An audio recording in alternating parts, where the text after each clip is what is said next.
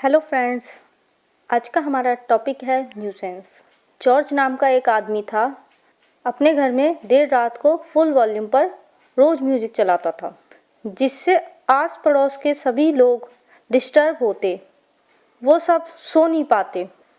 यहाँ पर लोग अपनी प्रॉपर्टी में हैं, फिर भी जॉर्ज की वजह से उनके राइट में अनलॉफुल इंटरफेरेंस हो गई। This is called nuisance. Unlawful interference means किसी तरीके की इलीगल वे से रुकावट पैदा करना, डिस्टरबेंस पैदा करना। न्यूसेंस एक फ्रेंच वर्ड न्यूरेस से ड्राइव हुआ है, जिसका मतलब डिस्टरबेंस होता है। किसी पर्सन के अपनी लैंड के यूज़ करने के राइट में या उसका किसी जनरल लैंड को यूज़ करने का राइट हो, उसमें किसी का अनलॉफुल इंटरफेरेंस करना न्यूसेंस कहलाता है। अब हम बात करते हैं काइंड्स ऑफ न्यूसेंस। दो तरह के न्यूसेंस होते हैं, एक होता है पब्लिक न्यूसेंस, एक होता है प्राइवेट न्यूसेंस। सबसे पहले हम बात करते हैं पब्लिक न्यूसेंस।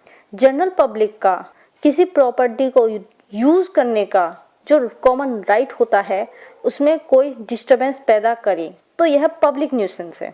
एग्जाम्पल के तौर पे सब पब्लिक किसी कॉमन रोड को आने जाने के लिए यूज़ करती हो और उस पर कोई अनलॉफुल रोक लगा दे, किसी ट्रेड द्वारा ऑफेंसिव स्मेल का लगातार रिसाव जिससे पब्लिक को डिस्टरबेंस हो, ये पब्लिक न्यूसेंस में आता है। अब आते हैं इसेंशियल्स ऑफ पब्लिक न्यूसेंस।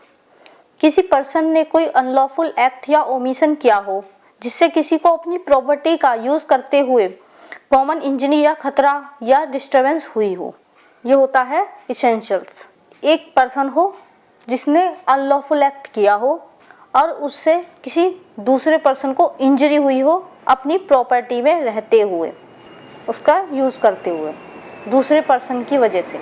अब हम बात करते हैं प्राइवेट न्यूसेंस। किसी पर्सन का अपनी प्राइवेट प्रॉपर्टी पर राइट हो जिसमें कोई अदर पर्सन इलीगल इंटरफेरेंस करे, यह सिविल ऑफेंस में आता है, जबकि पब्लिक न्यूसेंस क्रिमिनल ऑफेंस में है, जिस पर सेक्शन 268 ऑफ आईपीसी की धारा से केस होता है। अब हम बात करते हैं elements of private nuisance. First, property owners have the right to the enjoyment and use of their land in the event where another party interferes with that right.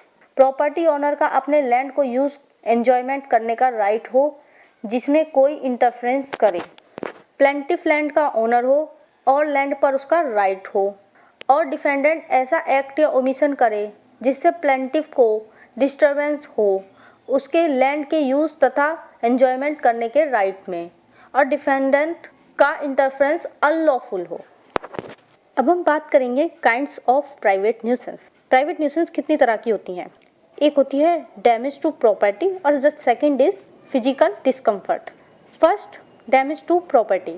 जो न्यूसेंस से कोई सेंसिबल इंजरी हो, जैसे smoke, fumes, gas, noise, water, filth, trees और animal, ये इस category में आते हैं। Second, physical discomfort. वो न्यूसेंस जिससे किसी को फिजिकली डिस्कम्फर्ट पैदा हो, इसमें आते हैं। एग्जाम्पल के तौर पे ऐसा कोई ट्रेड जिससे न्यूसेंस हो या लाइट को रोकने से होने वाला न्यूसेंस।